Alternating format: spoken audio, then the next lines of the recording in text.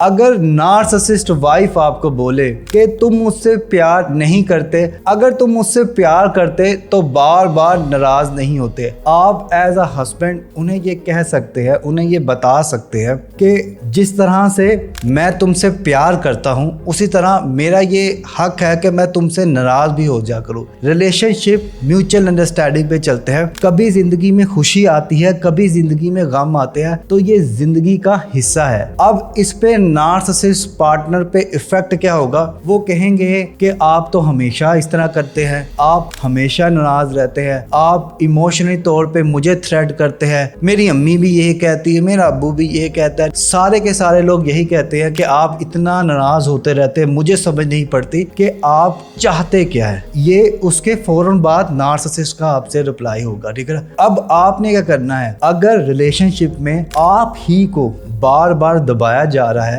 बार बार खामोश करवाया जा रहा है, तो ये एक रेड फ्लैग है। देखिए, relationship mutual understanding, mutual respect पे चलते हैं। ऐसा नहीं है कि आप हमेशा खुश रहेंगे, ऐसा नहीं है कि आप हमेशा उदास रहेंगे। ये लाइफ है, इसने कभी खुशी कभी गम पे जाना है। तो इस चीज को खुद को बताएं, समझाएं और नेक्स्ट पर्सन को भी कन्वे करें, प्यार से बिठा के समझाएं कि जिंदगी फूलों की सेज नहीं है, जिंदगी कांटों की सेज भी नहीं है। जिंदगी में कभी खुशी कभी गम आता है। जिस तरह से तुम्हें मूड स्विंग्स होते हैं और मैं बर्दाश्त करता हूँ, इसी तरह मैं भी कभी किसी बात पे नाराज हो जाऊं तो तुम्हारी ये जिम्मेदारी है कि किल किल खप खप छिक छिक नहीं डालनी, मुझसे बात करनी है, मुझे समझना है, मुझे पूछना है, मुझे बताना है, मुझसे मांगना है, मैं ताकि तुम्हें एक अच्छी जिंदगी दे सकूं। थर्ड